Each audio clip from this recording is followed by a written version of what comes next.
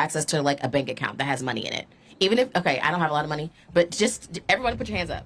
Okay. Think about how you would feel if someone told you you couldn't spend your own money in your own bank account. So when people come up here and they're talking about the different things that are happening in the city, have that perspective. President Patterson, he is a dear friend. He is an amazing mentor. And he's also the president of the State Board of Education. And he lives in the great Ward 8. Ward 8, where you at? Sorry, I'm Ward 8 proud. DC proud, but Ward 8 proud too. So President Patterson, you are next. We are thankful for you, sir. The mic is yours. Thank you so much. I think LaJoy took some of my introduction and introducing me, so I always appreciate LaJoy. As a person who, she is my State Board representative, as my Ward 8 representative. I'm Jacques Patterson, the president of the State Board of Education. I am so proud to be here because I want to make sure that we put faces to what they're doing to this city. I think a lot of times people come to the District of Columbia and Congress people come from outside of the city and they meet here in these buildings behind us, but they forget the faces that live here every single day. We are 700,000 people plus that live in this city. This is our home. And I want you to pan across the faces right now because those are individuals that are being affected by what they're doing. We're not a federal agency that you can play with, especially as LaJoy alluded to, with our money. This is not federal money. This is local tax dollar money that they have basically frozen 6 months into the fiscal year and said, no, you're not going to be able to do that. So I want you to really, I want the cameras that are on me to pan to the children. This young man has a math book. Come on, math. Do the math, okay? Do the math. 100,000 children, okay, are going to be affected when you take away $1.1 billion. A key word that I like to speak about is quality. A quality education. To get that for children, to make sure that we can look beyond just what happens in the classroom. What happens after they get out of school each day? What's their safety like on the streets? How are they getting back and forth to school? Those are some of the things that will also be affected. As an administrator for one of the LEAs in the city, I'm in some of the meetings and decisions that people at school level are trying to make. They're literally sitting in meetings saying, can we have an after-school program? Can we have high-intensity tutoring, which has been so effective in getting us out of COVID, as President Lyon just talked about? All of those things, can we pay those teachers to do the extra work, to put in that grind every single day that they're doing trying to get our kids to recover from COVID and all its effect? That's what you're doing. You're talking about the quality of our public education. You're talking about the safety of our children. You're talking about the wraparound services for our students. As they continue to do the things that they're doing to the Department of Education, what about the things that make our lives and our children's lives relevant and a quality of life? That's what you're affecting every single day when you do this to our people. Are seriously sitting at tables trying to decide what we can do for the next 6 months. We have our council member here. I'm so proud of him. My children have went to school with his children, and we talk all the time about what that looks like for our children, the programs in the schools that they attend. He's trying to make decisions, waiting on a budget so that they can make decisions about what we're going to have next year for our school year. So what I would like everyone to know is that as a president of the State Board of Education, I'm very concerned about these babies, about the lives of the residents behind me that just want to live. We're asking for our own money. Again, let me say that again. Our own money. Our own money. Say it again. Our money. Our money. We pay for it. That's my tax dollar. My local tax dollars that I want to make sure gets to our children, to the people who drive for us every day and get our kids back and forth safely to school, our transportation people, for the people who do after-school programs. I want to make sure that they have that for them. I have this young lady nodding here who knows that she needs things at her school that we have to pay for. And just because people want to play politics with people's lives to make statements for whatever reason, these are our families. This is D.C. right here. This is D.C. These are the residents of D.C. who just want the right to spend their own money, to prioritize their own money on the programs that they want to do. So I'm here today, I'm in support, asking Congress to look in the faces of these individuals and say, we want to keep you from living the life that we would not deny in our own districts. So thank you, I appreciate you. Let's go. Free DC. Free DC. Free our money. Free our money. So we can do what we need to do. Thank you. Come on, baby. That baby said free the monies. Free the monies. Okay, guys, we're going to keep going in the program because I know we got till 10:30. So y'all know I'm Ward 8 proud, right? And the reason I'm always Ward 8 proud is because we have amazing youth who do amazing things every day, all day. So when you talk about Ward 8, don't just talk about what's going wrong. And to the media, I'm looking at you. No, for real. Like, I'm dead serious. Don't just sit up here and talk about the things that are going wrong in Ward 8. Don't just talk about things that are sensationalized. Talk about the good things that are happening here. Talk about our children who are doing things here. Talk about the state board who are doing great things here. Talk about how we communicate and connect with our community and advocate for our community. Raise up our black children. We fight for everybody else, but how often are we fighting for black children? And I have to say this before I introduce our students, because guess what, baby? They're already struggling. Come on, somebody say struggling. They're already struggling. So this $1.1 billion that's frozen is going to be a tsunami to our east of the river community, to all of DC, but to especially east of the river, Ward 7 and 8. Say it. Say it. So we're not about to sit up here and play reindeer games. I said it. Political reindeer games with people's children. And speaking of people's children, come on, Anacostia. Come on, Anna. Come on. Come on. So, Malaysia Cooked here. She is a sophomore, and she is going to grace us with her presence. You ready? You got this. Come on, baby. Come on. Good morning. Good morning. I would like to just talk to you guys about the issue that's being presented with us about $1.1 million being taken away from us. As a DC student, I can say it's beyond just the classrooms. It goes outside the classrooms. Yeah. We're taken away from SYEP, which is our summer programs. Not only that, our after-school programs that keeps us engaged, and not only that, out of harm, being in after-school programs instead of in things that's not so good and not so appropriate. I would say it affects also our bright leaders and scholars of the future. The possibility of losing this $1.1 million in educational funding, it's not just a number, it's life-altering sum that could drastically affect our schools, teachers, and most importantly, the children. If we fail to act, we could risk the undermining of progress that we have made in providing quality education to all students in DC. This implicant of this loss, staggering. Teachers who are already stretching thin and going above and beyond to support us may face layoffs. School programs, including the STEAM programs like robotics, sports, and other extracurricular activities, could be eliminated entirely. Whether it's textbooks or special education, it will all be subsided. If this bill isn't passed, it could force the gap in educational equality, affecting more undiscursed communities like Ward 7th and 8th, where they are barriers to success. This is not just our future generation, but a cycle of inequality to reach their full potential. But passing this will change that. This is to the House of Representatives, and members of this esteemed body has the ability to prevent this loss. We have the chance to pass this bill that will see this funding and ensure our students, teachers, and our schools are given the resources that they deserve. I urge you to think of the children and students and scholars of DC. Think of the teachers who need a classroom with well-funded to meet their students' needs, and for children's futures who are linked to this education. Passing this bill will not just pass $1.1 billion, it will also pass the promise of a better future.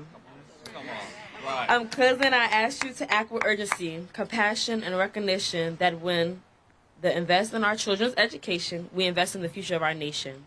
Please be a voice for the families, students, and teachers of D.C. Vote to pass a bill, prevent devastating potential loss of education and its funding. Give the children of D.C. the chance they deserve. Thank you.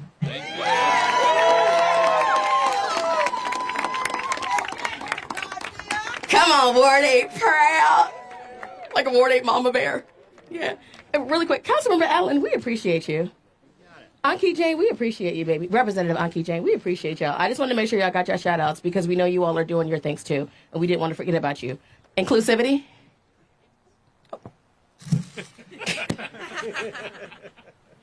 WUSA 9, we love you. Okay. Let's keep it going. So we're talking about education, right? So that means out of school time, right? Somebody say out of school time. Say a little louder, out of school time. Okay, because guess what, baby? The monies are affecting in schools, and guess what? They affecting out of schools. Now, y'all, Kimberly Perry, my God, she is a force. And we just love her so much. And so when you think of OST, we appreciate her and the entire DC Action team and everything that everybody is doing for out of school time. Because we know as much as we want our babies to be covered in school, we want you all to be covered out of school too. Because we know that's one of the biggest things that we hear. Now, we're in the middle of budget season. Baby, release the monies. They can't have out of school time without the monies. So Kim, you ready, boo-boo? Come on, girl. Kimberly Perry, y'all, DC Action Executive Director. Clap it up, clap it up. Thanks, LaJoy. We got to be hyped. When I say DC, you say autonomy. DC. Autonomy. DC. Autonomy. When I say DC, you say autonomy. DC. Autonomy. DC. Autonomy. Thank you. Woo. All right. So I am Kim Perry, Kayla's mom, raised my daughter in Ward 4, now Ward 2 resident, and I'm also the luckiest kid in the land that I get to lead DC Action, which is a child and youth advocacy organization aiming to make life here in the district wonderful for all of our children and their families. I actually did jot down a couple notes because I wanted to be clear and concise, and I want Congress to hear us loud and clear. So a couple of things. Congress is currently unjustly meddling in the finances of the District of Columbia. And as you've heard people say, these are our dollars, not federal dollars. The U.S. House of Representatives is posing a direct threat to the well-being of our children and our families. And I'm here to say, we are all here to say, it's time for the House to return the district's money, $1 billion with a B, to our families, to our children, to our youth, and to our residents. Removing $1 billion from the district's budget is going to force our local leaders to have to make immediate cuts to our schools, public safety, to social services, and all the other critical infrastructure and services that we rely on every day here in the district. Just the thought of such a dramatic measure is absolutely infuriating. We're all here because we're pissed off, and I hope it's coming through. Because here in the District of Columbia, we actually pass balanced budgets every year because we have to, unlike Congress. I'm going to say that again. Here in the district, we pass balanced budgets, unlike Congress. Here in the District of Columbia, we invest in the future of our children, youth, and our families, unlike Congress. I'm going to say that again, too. Here in the District of Columbia, we invest in our children, our youth, and families, unlike Congress. So here in the District of Columbia, we know that working families, including families who work in Congress, actually, they need high-quality, reliable child care. So I'm going to talk just a little bit about child care, which is part of that care continuum, getting to out-of-school time, jobs, and beyond. And so high-quality child care has to be provided by skilled educators, right? We need skilled educators, and that makes a huge transformation in the life of a child. It's why we have district leaders who have invested so wisely in building one of the most equitable and innovative early childhood education systems that we have here in the country. In the District of Columbia, we also know that when students have access to great after-school and summer enrichments, they do better academically. And when young people have access to workforce development, jobs, safe housing, they're more likely to experience healthy and productive transition into adulthood. When our children and youth are well cared for, they are safe. And when our kids are safe, our communities are safe. But now, local investments in every institution that our families and kids rely on is under threat, is at risk. Congress is needlessly holding our budget hostage. Delaying a fix to our budget autonomy will actually not save a dime to the federal government, and instead will threaten the very infrastructure that our kids and families rely on. The carelessness and callousness of this Congress will be felt by our children, our youth, and their families. When early learning, after school, and summer programs close, when teachers are laid off, when health services are cut off, our kids and our families are the ones who will suffer needlessly, just for the sake of petty politicians. So Congress, we are asking and calling you to do the right thing right now. Let the District of Columbia be free to spend our locally raised tax dollars so that our children and our families can thrive. Thank you.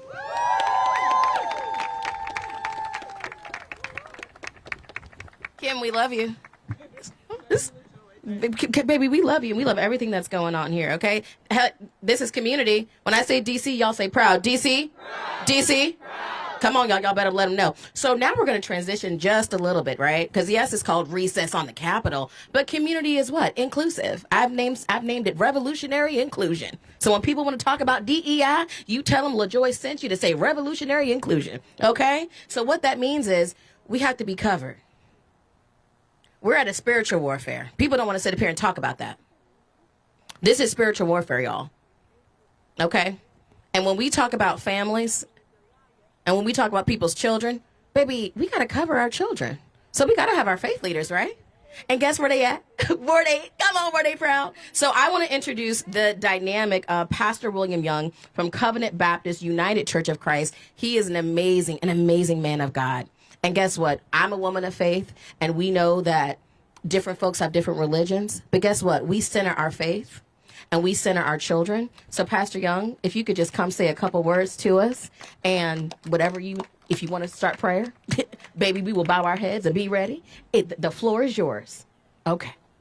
When I say hands off, you say DC. Hands off. DC. Hands off. DC. When I say hands off, you say DC. Hands off. DC. Hands off. DC. That's my prayer. Amen. Come on. Thank you, LaJoy. You do exactly what your birth certificate says. You are the joy. I am not a native Washingtonian, but I am a proud product of the public school system in this country. And I grew up in a red state where, as part of our education, nearly every year we had to protest out in the streets for voters to pass school levies that will benefit us. And so I commend all of these young people out here for taking their day off to be out here today. Let's give them another hand. The Bible says, train up a child in the way they should go, so that when they are old, they do not depart from it. It does not say, train them in the way we want them to go, or to mold them in our image. No, it says, train them in the way they should go. So God mandates that we educate children for purpose, for excellence, and leadership. And yet this infant government seeks not only to roll back our city, our district to antebellum era governance, but ultimately to ensure that the future of this nation's capital is led into a bottomless ditch. They do not see any child in this district, black, brown, or white, rich or poor, as worthy of a quality, well-funded education. It ought to be a non-negotiable that children are raised intelligent no matter who is in power. But it seems that the party that just 25 years ago were teaching us the phrase, "no child left behind," that same party is now willing to leave every child behind for the sake of cruelty and power. And we know what happens when black and brown children especially lose access to knowledge. They are not allowed to rise, but like that parable Jesus told of that man walking from Jerusalem to Jericho, they are left for dead by thugs and bullies. And sometimes those thugs and bullies are in these halls of Congress. But this is not a right or left moment. This is a right or wrong moment. This is a moral moment. This calls for good Samaritans to put down their guns and to raise the children up. As we often say in peace marches and peace walks throughout Ward 8 in the Bellevue community, put the guns down and pick the kids up. It is wrong to scale back funding for education in what used to be the capital of the free world. Our church in Bellevue runs a Saturday academy to assist elementary school children with tutoring and art skills. And the cuts that are planned and the hurt that will ensure in Ward 8, that will ensue in Ward 8, will affect even our efforts as a church to train up children in Bellevue. The greatness of a nation is never marked by how cruel they can be to their children. The greatness of a nation is marked by how compassionate they can be, and to teach that compassion to the generations that come after them. I still believe in education as the key to freedom, democracy, and a hopeful future. And so as we shouted just Saturday, 100,000 strong out on the National Mall, we say again this Monday morning, hands off of the children, hands off of our money, and hands off of the District of Columbia.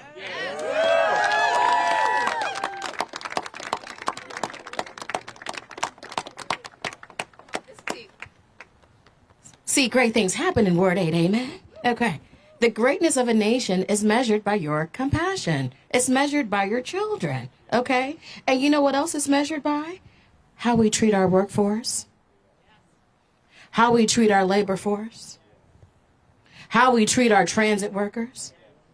How we treat our firefighters. How we treat our police who are doing what they're supposed to be doing. I had to say that, what they're supposed to be doing. We have to fight for the workforce just like we fight for education. So I want to introduce the amazing, and then, come on, y'all, we have to make sure we get his title right. Barry Wilson from the, come on, somebody say ATU. ATU. Come on, y'all better say it proud now. ATU. ATU. Come on, ATU. He is the local, he is the ATU local 689 rep, and he is the recording secretary. So, Mr. Barry Wilson, we would love for you to come and talk to us a little bit about how all of this affects our families. And guess what? Transit. Come on now. Thank you, thank you. Want to give another round of applause for those that came before me. It's a tough act to follow. Appreciate you all for being out here. Here at 689, we represent 15,000 union workers in this region. We have a slogan. Who moved this city? We move this city. We stand before you. And before I go into what I need to say, I would like to, just remind everyone, during the pandemic, the transit workers were the essential workers to the essential workers. While we had to stay out here and drive and transport this city and this monster that we had no idea what we were facing, we were considered heroes at that time. But now we stand before you. I know some of you that's in the D.C. area are aware that just last year we had a shortfall at WMATA for $750 million. D.C. stepped up and gave $214 million to close that gap for WMATA. Now, because of the situation we're facing, that funding is facing to be taken back. With that being said, we have to sit there and tell those same heroes that came out here and risked their lives during the pandemic that there's a chance that most of you all will be laid off. You know, hundreds, if not thousands of our members, due to them not releasing this funding. That would also bring less reliable service. They would have to take tens of millions of dollars from preventive maintenance to actually carry over to transit, to operation budget. That means this world-class city as we know it transit doesn't just get the residents around, it also gets the visitors, the millions of visitors that come through, as well as the congressional leaders that go back and forth every day. So we ask you all to help and also release the funds as we stand with you all and our constituents here in D.C. to say, release the funds. Thank you.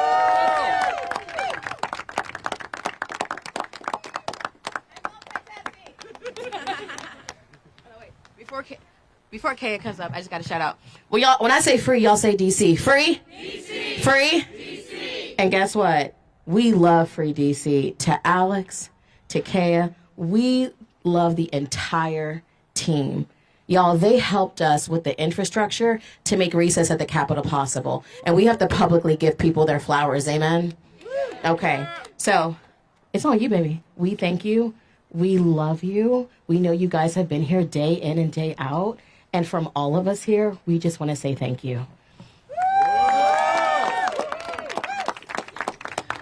We love you right back. We love DC. I'm going to be quick because it is getting cold out here. What is going on in these offices behind us? Let's talk about this for a minute. So a few weeks ago, we brought so many of our children and people out to the Senate 3 weeks ago, and we did an amazing job. We flooded all their offices, and they looked our children in the eyes, and they told us, we got this. Don't worry. We're going to pass this independent thing, even though we're not going to give you a we're going to pass this independent thing, and it's all going to be okay. So right now, what's going on? We have a group of kids and of parents over at the Senate right now, going back to those same people like Senator Susan Collins, and saying, like, what happened? You said we'd be taken care of. You said it was going to be okay. You looked our kids in the eyes. My 14-year-old is over there right now, back in Susan Collins' office, where he had to spend 4 hours 3 weeks ago asking, what happened? You said this was fixed. Well, let's talk about what happened. They actually released the schedule for votes this week, and our bill is not there. The D.C. Local Funds Act is not on the schedule. What are they going to do after this week? They're going on vacation until April 28th. And that's why we are out here today, because they plan to go on vacation and not fix this situation. And that is not going to work for us, right? Because we all want to know, right? What's going to happen if we face this billion dollar plus shortfall and our kids can't go to school 5 days a week? Where do you think we're going to send them? They're going to go right into these people's offices. If we have to furlough transit workers, how's their staff going to get to work? Metro was full of their staff this morning, right? If our sanitation workers get furloughed, I know where I want to take the trash, and it's these trash folks behind us who are stealing our own money. So what we're going to do today, and what we need to do this week, is make it really clear that they should not be going on vacation without passing the D.C. Local Funds Act. This is not in our interest, obviously, but it is not in their interest either. They do not want to mess with us. So that is what we're going to do right now. We're going to break up. We're going to get into groups. We're going to go out there, and we're going to make our message heard that we want the D.C. Local Funds Act to pass now. And that is that is one little step, one tiny, tiny little step on the way to our liberation, but let's go take it this week. All right. Thank you all so much. We're going to take a group photo. I'm going to give it back to thank you, LaJoy, for doing an amazing job and for everything you've done to make Recess at the Capitol real. You're amazing. We're going to take a photo, and we're going to go lobby. Yes. All right. We're going to stay right here, folks. So let's keep the sign up here, and everybody scooch in. Okay. Everybody scooch in. Thank you, baby. Oh, this is helpful. Oh, hey, guys. Well, Miss LaJoy doesn't want to yell at you. Alice, you better get in that photo. You better tell one of these press people to take that photo. Mike, you gotta get it. Sam, can we? Can we? No, Are you sure? I'm taking a Okay. picture. You're taking. Okay. All right. Okay. Where's the babies? Can you do me a Sam, can you do me a favor? So we can get some good kids in the photo. Wait. Do I have the microphone? Okay. I need 4 people from this section to go over to this side. Like 4 people from over here to go over to this way. There you go. That's it. Perfect. You got it. You're amazing. You wanna come with me? Everybody crowd in. Okay. All right. All right. All right. On 3. 1, 2, 3. Free DC. Hold your smiles, folks. Hold your smiles. Let's go get some money. All right, let's go get some money! Woo! All right, where are the trainers, guys? Okay. If you are ready to go make. No, I don't need to show it. Oh, is this still? Is it still on? Yeah, it's on. I think Patrick might have turned it on. If you are ready to make house office visits. If you're ready to go visit offices. Yeah. Come on over here. Anybody who's ready to go make house office visits. Okay. Our orientation teams, all of our papers and letters dry inside. What we're going to do is go into the Longworth office building, this building right here, into the cafeteria. And we can all go together and we're going to go get trained. We're going to get letters to deliver and we're going to go make off and get assignments. Does that sound good? Yeah. All right. Are you going to lead? I'll lead y'all there. Follow MK in the bright vest. You all did a great job. Hey, good job. That was amazing. That's so moving.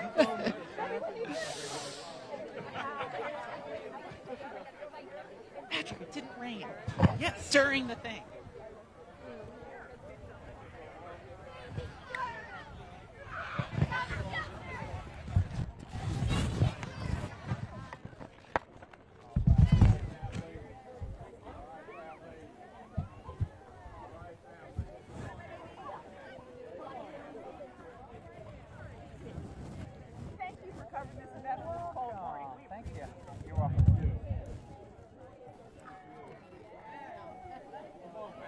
Way to go, family.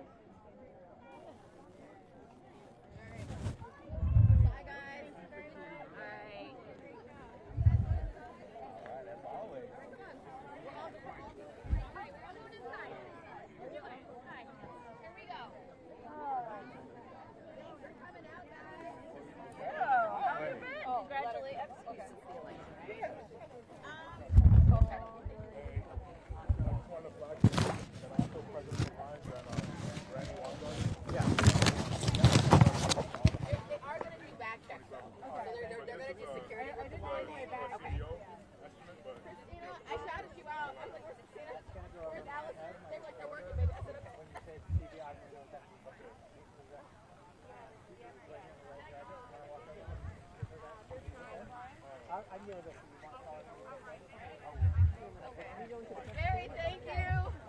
Are you staying with us or you gotta go to another meeting? Okay. If you're ready, call me. If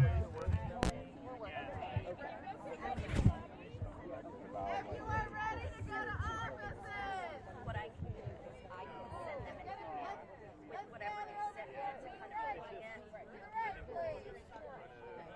And on our end, we've been trying to talk to nonprofits too. A lot of them understandably don't care.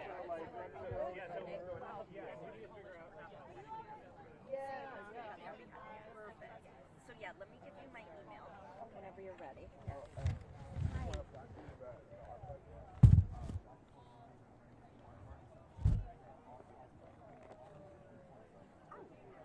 Okay. Oh, with what day? Well, the CBO actually, we just put it in here for today, right? But this is the action right now. Perfect. Can you email our news desk, or I can give you my email with this as well? That way we can link to it on our website. I'll give you my email both at the same time whenever you're ready. It's R-P, and then my last name, Turco, T-U-R-C-O.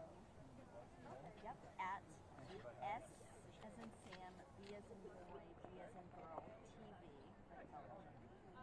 SBGTV.com. So that's RETURCO at SBGTV.com. Yeah, I know it's a mouthful. Mike, nice to meet you, man. Okay, I can always soon. add that. And it's 571-867-0402. I think I gave out to you. This is that was with Channel 7. Yeah, 7 News. I'm one of the reporters there. And do you need the email again? Or I got the email. I just perfect email it in a phone slot. perfect. That's good because I don't get. We get a lot of emails. So you probably sent it to the news desk, and I don't get all those emails. So if you send that to me, I can like re-forward it to them as a reminder of like, hey, you might have missed it. The posters are on the radio.